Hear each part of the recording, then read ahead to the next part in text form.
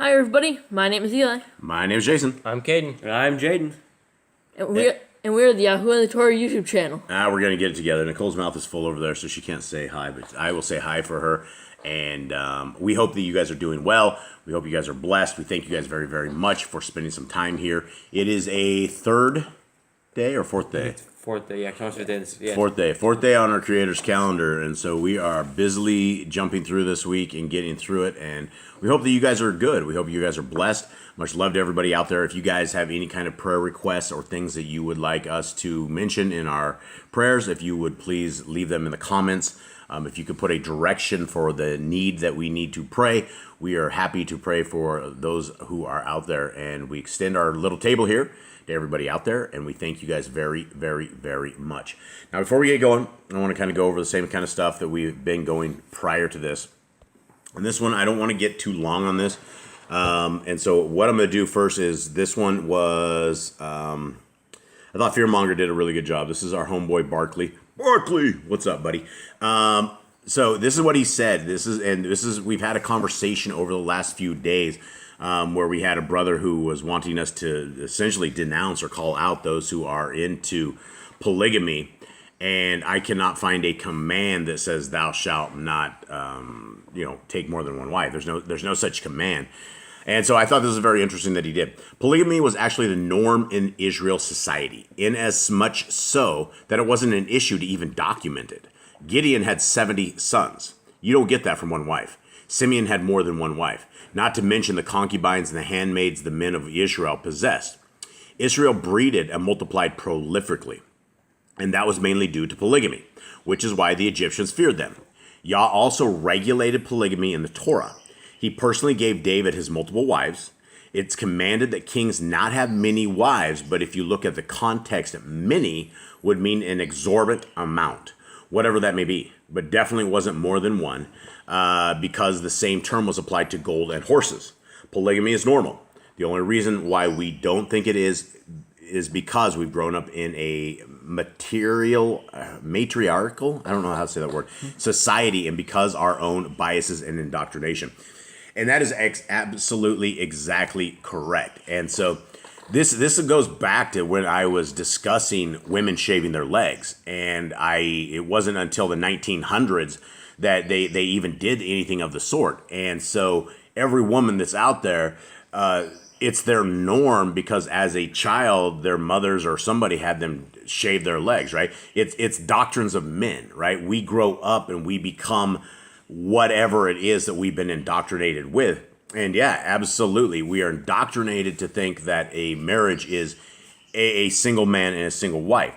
Now, first and foremost, I am not like saying everybody should go get a second wife. In fact, I don't think that would work in 99.9% of the worlds out there. And like my wife and I were discussing, if we were married for 25 years and you decide you're going to go get a new wife, that is probably not going to go over well. This was for a time and it was for a place, and there are no laws against it. And so I'm not advocating that everybody should go become a house wrecker, because unless you are out in the middle of a jungle or middle of somewhere and you are out building your own little your family, if you're trying to mass build your family, you're not going to mass build your family when you have a wife with single kids. Some wives, in the like Rachel and Leah, here's the gig. You may say that it was it's just a one-off, but Jacob would have broken Torah by taking his second wife, and Rachel was barren. So if you were looking for the 12 tribes of Yisrael, you're looking for the 12 sons, you wouldn't have had 12 tribes of Yisrael for a very long time. Rachel died before she only had 2 kids, right? She died, I think, while giving birth to Benjamin. So you would have had what? How many? 4 did she have with Leah? Did he have with Leah? 6 kids? Yeah, I think it was. The Dino was one of them as well. Yeah, so you would have 6 tribes of Yisrael instead of 12 tribes of Yisrael. So if you're looking and thinking that our Father doesn't have his plan and doesn't know what he's doing, he absolutely did. And again, these are just really good things we should all discuss, and it should be out in the open. There's no such thing as hidden polygamy. If it's hidden polygamy, you're committing adultery and you're a homewrecker. And it's I don't know how you would actually have that conversation where you decided you need another wife, but you would know the situation and it would make sense because everybody would be in agreement with it, right? Your wife that you have would be going, yes, we need to build up. We're going to get wiped off the civilization. The bloodline is going to die. Let's have more kids. Let's build a bigger family. And so that is very interesting stuff. Now, the second thing I want to get into here is with Julie. So Julie writes this, Dear Sis Julie, and we appreciate Dear Sis Julie, and we thank you. She goes, no more sin or death in the new kingdom of Yah. So I would think no killing either. One man, one woman is exampled in the original garden, Commandment 7, not to commit adultery. Would you be breaking that with multiple wives? Okay, so there's the very first question on that. Commandment 7 is not to commit adultery. Would you be breaking that with multiple wives? Gentlemen. No, because it would be an agreement thing. It'd be a full-on like thing, and where there It would was be a so ketubah. many. It would be a marriage, Yeah, right? it would be a full-on thing, like where we had the original Adam and Eve. The two is because that's how it was supposed to be before they ate the apple and everything turned into chaos, where you were fighting for your life every single day in the wilderness. Yeah, and so if you're married to a woman, you are not committing adultery. If you are married to two women and it is all in agreement, you are not committing adultery. Adultery is sex outside of marriage, and that is what adultery is. So no, I don't think that would be committing adultery. And I know here's the rub, and you guys, please don't think that I'm callous or that I'm heartless or anything of the sort. I understand what everybody's saying, and we have all traveled these roads, and we've traveled this, and there's nothing more important than a single man and a single woman to establish a family. When we break that, we break the family, right? If your parents, or if you'll never have a happy house if you have the family that your parents are fighting all the time. It destroys a house. It doesn't matter how it is, and so you would. It's important that we understand what adultery is, and that is not adultery if you are faithfully committing to them. And a lot of people have it like funky, right? They're like, oh, well, this is just weird. Two women, one guy. It's not like that, right? They're separate houses. It's almost like a separate family, but they're all for the good of enabling you to continue on, right? This isn't a kinky, funky thing. This is about building large families. And back in the days, there was no problem with this, right? And like Fearmonger was saying, it's what it was in the community, the way it was. Okay, all right, Eli, what are you doing here? I'm trying to get Michaela out of the Okay, so disturbing my speech here. All right, I would also like to think, this is our next thing, I would also like to think the Father knows the heart of loyalty and commitment. He would ultimately be supportive of that. And again, I don't want people to think that I'm callous or cold or anything of the sort. I am not advocating that if a man cheats on his wife, this guy's a beta male, right? He's a beta male. If a wife cheats on her husband, she's a bad woman, right? It's a bad husband and a bad woman. That's the way it is. You're bad. I mean, you broke. That's where you're breaking loyalty. We're not talking about this, and the guy goes out and cheats on you and says he's gonna marry another wife or something of the sort. That's not what this is about. It's all in an agreement thing, and everybody has to be in agreement, right? If you decide you're gonna get another wife, and your wife isn't down with it, and all of a sudden it becomes a huge contention, destroys what house you have.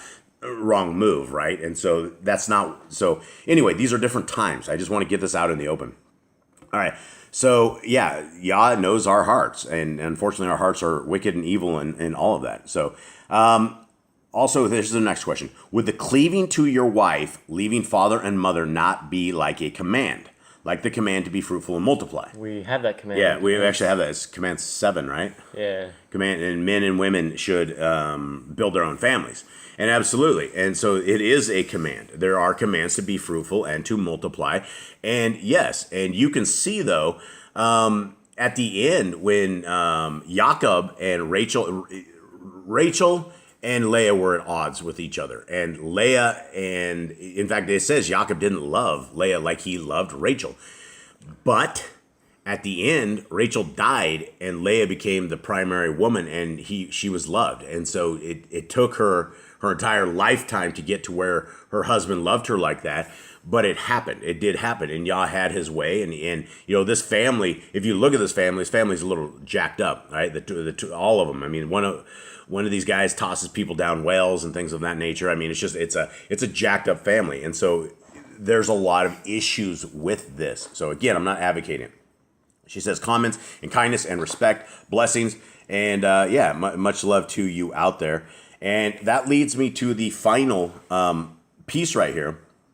And this is from another gal. And before we go into that, yet again, I want to look up what the definition of guard is. The definition of guard, G-U-A-R-D, is anyone want to take a stab at this? Anyone other than Eli who's staring at my screen? Like, take a guess what it means? What does guard mean? What's the definition of guard? To keep, to protect? To keep, to protect. Yeah, that's good. Anything else, Jade? I think that's pretty much covered what I was going to say. All right. It's a verb. It's watch over in order to protect or control. Cade, did you have something? No. Okay. Also, it's to protect against damage or harm. So if we are called to guard a command or we guard something, what does that mean for us?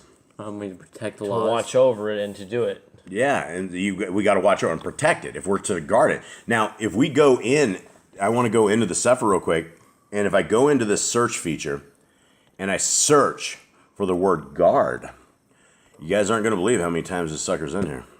It's in here a lot. So it's I'm not even going to do a count on it. It's so many times it's that. But here it is. It's like, Yah sent us into the garden. He says we need to guard the garden, right? And we didn't guard the garden. Then he says guard the way to the tree of life. We didn't guard that. And then Cain goes, am I to guard my brother?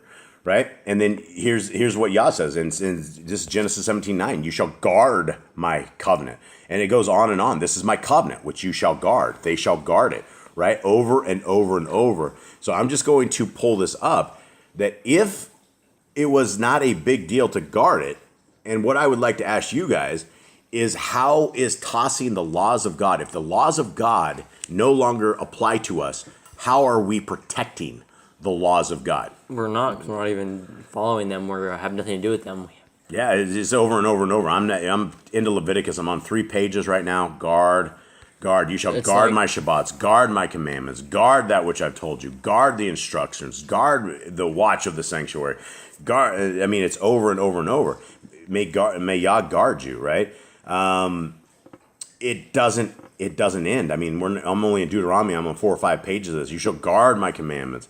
Guard the statutes. It's just the same thing over and over.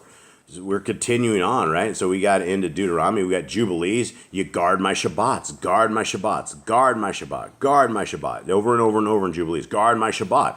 What are we supposed to do? Oh, we're supposed to guard Yah's Shabbat. We're supposed to guard his ways. Guard what he does. We're supposed to love this. We're supposed to defend this with our life, right? With every last bit that we have. There's an Enoch, right? Guard the elect. Guard the foundation of the earth. Guard those. Guard the men. Guard this. Guard your purity and conduct, right? It's over and over. Here, let me get to the end of this. There you go. That's what I got to the end of it. I don't know what is this here? This was in Jasher. Yeah, tons and tons of stuff in Jasher. So I want to get to the last gal, and I want to get us going here. But this is another gal, and this is, again, the power of Yah, because he sends unlimited people to our channel.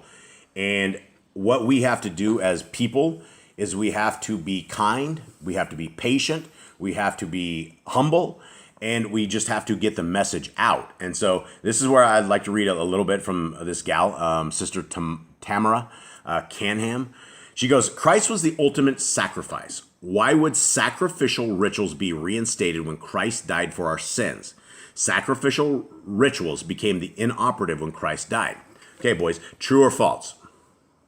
True that Christ became our sacrifice. That Absolutely, is correct. yeah, absolutely, yes. That was no trick question there. Okay, so I told her, and this was going on the part. So I told everybody yesterday, and this is where I think she was coming off. I said, when the kingdom comes, and if you haven't read the Bible, the kingdom comes. The city, the New Jerusalem, is going to be like floating on top of a mountain, or it's going to sit on top of a mountain. Something is coming out of the Shamayim. The city's coming down. That's where Messiah Yahushua was going to reign from, right?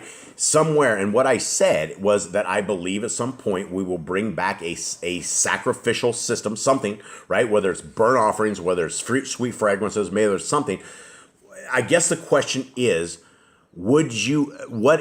is it wrong to offer sweet incense up to Yah if a new temple was ever built? If we're not Levites, yes. But if we're giving to the Levites to do, I'm sure he'd be pleased with that. If the kingdom is to come, right, he puts us where we are supposed to be. And I'm not talking about a temple on earth, right? Because she gets real nasty here in this next little section, right?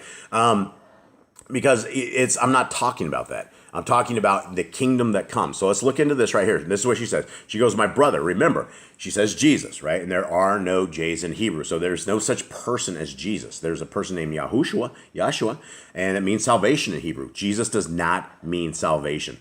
So my brother, remember, Yahushua said his body is the temple. Sanctifications can only come through Messiah Yahushua.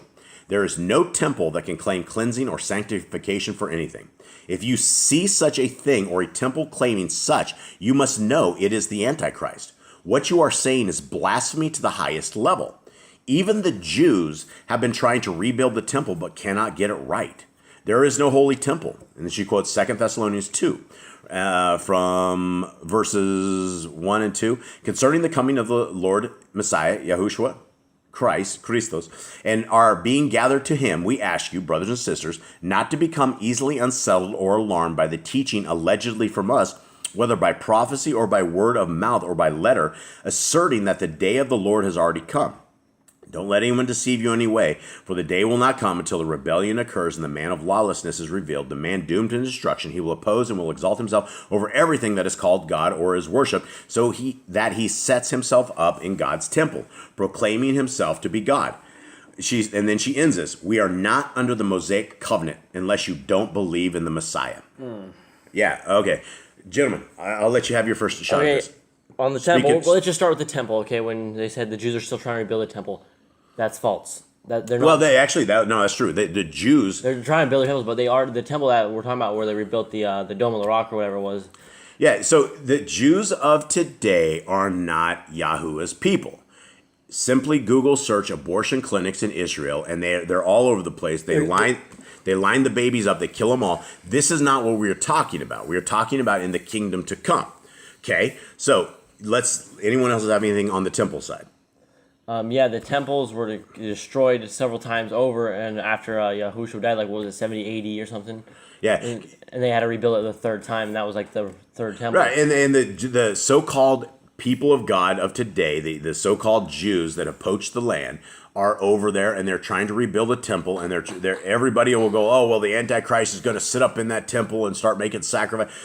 Look, the entire state of Israel is Antichrist, right? They hate the Messiah Yahushua. In their evil Talmud, they say our Messiah Yahushua is burning in human feces. They're evil people by nature, but nobody knows this because it's anti-Semitic to say that, right? They have changed the ways that anyone can say anything at all. And if you let people know the truth, you're an anti-Semite, right? And that's not even real. I mean, that would mean you're like an anti-Shem, right? You're not even the son of Shem, or I don't even know what they're trying to say with this. Okay, let's attack this next part. Let's not attack it. Let's just discuss it. We are not under the Mosaic covenant unless you don't believe in the Messiah. Well, okay, you don't believe in the covenant because you are not of the Messiah, right? Like, the Messiah specifically said, if you love me, keep my commands. And something that people will ask, what are the commands? What commands did he have? And she asks that here later. And he says, love Yahuwah with all your heart, mind, soul, and strength, and love your neighbor as thyself. And the Torah hangs on those. And that does not mean the Torah is thrown away. It means you are going to follow the Torah, because if you love your neighbor, you're not going to go jump a tree on his house. You're not going to hurt him. You're not going to steal from him. You're not going to steal him. If you love Yahuwah, you're not going to be eating pig. You're not going to be eating shrimp. You're not going to be cursing his name and cursing your parents if you love Yahuwah. And that's what he meant by saying that. Yeah, I mean, if you're eating pig, you're slapping your Creator across the face and probably slashing another whip on Messiah Yahushua's back. And that's exactly what Paul says. He says in the New Testament, he says, and when we sin, we are putting Yahushua back on the stake. We become the Pharisees that put him on the stake. When we break the Torah, when we deny the Torah, we are as good as the Pharisees. But that's the thing about this channel is we have so many people come in. Our job is to get this message out to them. And this is what I told her. I said, we are under the laws forever. Yah's ways are yasum. It is an honor to keep the laws of the Most High. I am not talking some earthly temple when I was talking to her on the early thing. I'm talking about the kingdom to come. Not this world, but Messiah Yahushua, that those not keeping the laws of Yahuwah will be sent to hell. Please consider just reading what his laws are that you are rejecting. And much love, sis. And then Fearmonger, he decides to get in the mix here, and he's that's the thing about talking to Christians. When we're talking about programming, there is nothing more cultish than a religion where you have all the answers, you have all of this stuff, but the problem is it's outside of the doctrines of our Creator. So it doesn't make any sense. So this is what she said, or this is what Fearmonger says. Also, it says in prophecy that we will give grain and wine offerings in the kingdom. Also in Acts, Paul did a Nazirite vow after Christ died. And in that vow, you have to give an offering once the vow is complete, which he did. So she responds back. She goes, Fearmonger, you must understand why Paul was doing so. A Nazirite vow was not a sin offering. It was a commitment they made to the Lord. It is something Jews did because Paul was trying to reach the Jews that did these things. Jade? It wasn't just the Jews. This was for any tribe. Any tribe that wanted to become a Nazirite could become a Nazirite. Yeah, and see, this is the brainwashing and the programming where people are like, oh, what about the Jews? Well, what about the other 11 tribes? Right, that's another thing you got to remember is this Yisrael was not Jews. They were only the tribe of Yahuwah, the Jews, after they returned from the exile because the other 10 tribes didn't return. And becoming a Nazirite was like being like more holy, getting yourself closer to Yah. You were sanctifying yourself to Yah. You were basically, you drank no wine, you ate no grapes, you basically kept anything away that was that, and you did not cut your hair. You basically just were like a person of Yah, just like almost like a monk to Yah almost. Yeah, and then she continues on. To the Jews I became a Jew, so that I might win Jews. To those who are under the law, as under the law, not being myself under the law, so that I might win those who are under the law. To the weak I became weak, that I might win the weak. I have become all things to all men, so that I by all means save some. 1 Corinthians 9:20. This is where Peter comes in, right? Peter goes, you guys got to watch out. There's some things that Paul writes that if you're weak, you're gonna get owned. He's like, if you're not really strong, you're gonna get owned. You got to be very careful about the writings of Paul. Paul was almost like a poetic with his writing. He was very almost like. Here's the thing about Paul that nobody gets and nobody ever wants to talk about, right? There are all these books that are written. I read a book a long time ago, and it was historical facts and about people that had read all of Paul's writings in Greek and whatever Hebrew that he had read. The scholars had gone over them, and they only believe that half of them are even by the same guy, right? Most of the writings of Paul's do not appear by their writings to be the same guy. And they're looking at it in the original text, and anybody who writes anything, nobody could write to my wife, and it would not sound like me. Right? It would take her 5 seconds how I write, how I type, how I speak, what I say, all of that, right? You can't just switch up. It is almost like it's when people are trying to forge people's names and forge people's identities, it's really hard to do that unless you really can become that person. So then her last thing right here says, she says, Jesus said we must follow his way. Which way are you following? Could you tell me what are the laws of Jesus? The laws of Well, that's actually what we're Yahushua. doing right now that you speak of it. We're actually going over what the laws of Yahushua were. These are the laws. These are the commands. His laws are his father's laws because he follows his father. Have no sexual relations with your relatives. Don't eat the pork. Don't eat the blood. Well, if those are on the cross, you can look at your nephew and niece naked, right? No. Technically. Do not lie. Right? Do not lie. Those laws are on the cross, but they keep the moral laws, right? That's Christian, still part of the Torah. Well, the Christians will keep only the moral law. The rest of it does not apply to them because they are under a new covenant. That doesn't make any sense to throw away only what you think is suitable for you, even though most of them don't keep the Shabbat. You're taking away what you want and picking and choosing. And it's your own religion, right? You become your own God. If you follow Paul, Brother Shaul, and you write some out of context verse that you don't know what it means, and you're like, well, this guy right here said, a man tells me I don't need to keep the laws, and you don't keep them, that becomes your God. And that infuriates the Christians like nothing else. So anyway, that's it. I quoted her a bunch of scriptures, and, brethren, I write no new commandment unto you. And then at the very end, I quoted Matthew 7, my favorite thing. That's not everyone that says unto me, Adonai, Adonai, shall enter into the kingdom, but he that does the will of my Father, which is in heaven. So anyway. And if you refresh that, Fearmonger just sent in another one about it. Fearmonger just sent another one? Peter. Okay, so Fearmonger's on this as we're doing it. There you go. So Fearmonger wrote in right on time there, buddy. He was doing the vow because people were confusing his message and thinking he was speaking against the law. See 2 Peter 3, 14 through 17. That passage is for you. Note the word lawless in verse 17. So to prove to them that was a ridiculous notion, he did the vow.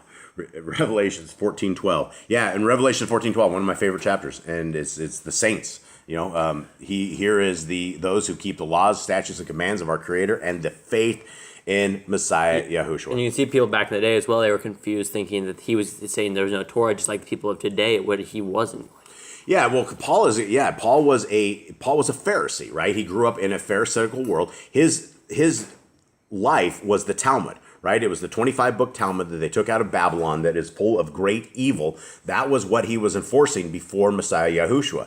And then he never hang. That's a funny thing, right? Brother Shaul, he was beating up the so-called Christians about the time when Messiah Yahushua was around.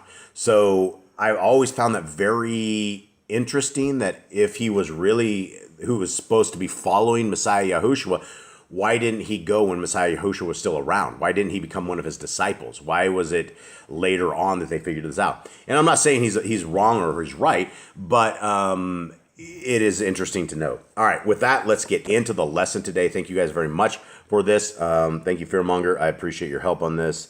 And let's get into our handy dandy split screen. We're there, and then we will break into our Sefer, and we are into Leviticus 22. How you guys doing out there? My handy dandy split screen just let me down. That's the first time it let me down. All right, let's do it. All right, there it is. And now Sefer. I think I might have actually let down myself. All right. handy dandy split screen ain't feeling so handy dandy. No, handy dandy let me down. Let's roll Leviticus 22. All right. There are a few sub-commandments in this, or places that we just need to reiterate scripture. So no titles in this for the NIV. Let's begin. And Yahuwah spoke unto Moshe, saying, Speak unto Aaron and his sons, that they separate themselves from the holy things of the children of Yisrael, and that they profane not my holy name in those things which they hallow unto me. I am Yahuwah. Say unto them, Whosoever he be of all your seed among your generations that goes into the holy things, which the children of Yisrael hallow unto Yahuwah, having his uncleanness upon him, that soul shall be cut off from my presence. I am Yahuwah. Okay, so again, this is all about what? Cleanness. Yeah, cleanness. This is Keeping yourselves sanitary. Keeping yourselves sanitary and keeping yourselves so you're able to do the work of Yah. Right, and if you are unclean, don't come before Yahuwah when you are unclean. Yeah, absolutely, right. What man soever of the seed of Aaron is a leper or has a running issue, he shall not eat of the holy things until he be clean. And whoso touches anything that is unclean by the dead, or a man whose seed goes from him. Okay, what does that say at the very top of your guys? Running issue? Discharge. Discharge, bodily discharge. Okay, yeah, so we've talked about those before in depth. And so anything that goes there or you touch it, you're unclean. Okay, or whosoever touches any creeping thing, whereby he may be made unclean, or a man of whom he may take uncleanness, whatsoever uncleanness he has. All right, so if he touches any crawling thing, so anything that's what would be a crawling, creepy thing that he would make him unclean? Like dead bugs and dead insects. Well, it wouldn't be creepy. Well, I guess it wouldn't be creeping then. Well, I guess the lizards and stuff. Right, yeah, I guess don't touch the dead. I mean, is there something that makes us unclean? I don't think it's alive, no. If it's I think alive. if we eat it, yeah. But still going to be considered dead at that point. All right. The soul which has touched any such shall be unclean, even unclean until even, and shall not eat of the holy things unless he wash his flesh with water. And when the sun is down, he shall be clean, and shall afterward eat of the holy things, because it is his food. Now, this part right here says, and when the sun is down. A lot of people don't know when the day begins. They're like, well, the day is when the sun rises, and it's when the sun sets. And so it is when the sun sets, but that's the beginning of a new day. And pay attention, Eli, please. And so we want to, it is important that we understand these things. Now, what was I saying with that, Eli? The sunset. I was talking to Eli here. He was the one that was, I love throwing you guys under the bus. You guys want to start yakking it up. Okay, here we go. So anyway, so the sun going down means, and he's clean, right? That day is over, is the point I'm trying to get with that. All right, 8. That which dies of itself or is torn with beasts, he shall not eat to defile himself therewith. I am YHWH. So again, this is for priests, but we've talked about this, and we're not supposed to eat stuff of that's torn of the beast. But if we absolutely have to, then what? Then we're unclean. We're unclean until Even. and the sun goes down. The next day. Right. You probably still shouldn't eat things that are dead because they could have parasites or diseases. Yeah, or absolutely. something. Make sure you fry that thing up really, really good. Yeah. Even then. Yeah. They shall therefore guard my ordinance, lest they bear sin for it, and die thereof. If they profane it, I, YHWH, do sanctify them. Okay? There shall no stranger eat of the holy thing. A sojourner of the priest or a hired servant shall not eat of the holy thing. Okay, what holy thing are we talking about? I think we're talking about the bread, the showbread, and their sacrificed food, other food that they cook and eat. Right. But if the priest buy any soul with his money, he shall eat of it. And he that is born of in his house, they shall eat of his meat. Okay. Mine says a bean, not a soul. I don't think you buy a soul, but maybe like a slave or something So like that. I guess you buy a soul. And he says slaves. Yeah, buy a slave. That's crazy. Yeah, so you can't. So it's not a hired like an employee, but a slave. Sounds like the devil if you buy a soul. Yeah, no. Mine says if you buy a bean. That is a crazy translation. Yeah. All right. So yeah, if you have a slave, even if you're a slave, you still have Or a soul. if like one It of your, says he gets to eat of the Kadesh offering. or if Right. like one of your slaves give birth to a child, then they can eat of as well. Right. Here we go. And if the priest's daughter also be married unto a stranger, she may not eat of an offering of the holy things. So that means that the priest had a baby, a girl, and she went off, got married, and she came back for whatever it was. She is not to eat of the holy things, which is interesting, right? Married unto a stranger. That is interesting. That's that it's a stranger. What did you guys say? I think stranger was outside of the Levitical system, I think is what that meant. Outside of I think outside of the Levitical? tribes. Yeah, I think I would say that- outside Yeah, tribes of Israel. NIV says other than a priest. If a priest's daughter marries anyone other than a priest. So yeah. So I guess because so Levi. Yeah, it because is the way Levitical. this works is the priests were to be taken care of by the people. The priests were supposed to eat of the food the people brought, and if she married to someone else other than a priest, someone she'd be else eating. someone Yeah. else is going to be taking care of her. She's already taken care Oh, of. that's a really good. Yeah, Yah's ways are like perfect. That's really smart. Yah's ways are good. All right, but if the priest's daughter be a widow or divorced and have no child and is returned unto her father's house as in her youth, she shall eat of her father's meat, but there shall no stranger eat thereof. Yeah, so they're to be taken care of. But if they're married to someone else outside the priesthood, they're already taken care of. They should already be. The husband should be But providing. if you for have them. a child, that ruins everything. Yeah, because Not ruins it, but I because guess- I'm sure that child at some point can provide for her. I mean, I don't know. No, how- widows and fatherless were already supposed to be taken care of anyways. Right. So they already had a plan for all that. All right, 14. And if a man eat of the holy thing unwittingly, then he shall put the fifth part thereof unto it, and shall give it unto the priest with the holy thing. How do you eat the Kadesh offering by mistake? It says if you eat the Kadesh offering by mistake. I don't know. David ate the Kadesh He offering, ate the showbread, yeah. but he was almost on death's door. That wasn't quite the. I don't think it was quite a mistake. That was quite a. Hey, you got some food, and the priest was like, "Here's some food, bro." Yeah, and so that was a one-off. That was something because David was not. What tribe was David from? Judah. Judah. And Yahusha made that as an example as well. Like when he was hungry, he went out and ate. So Right. it was obviously.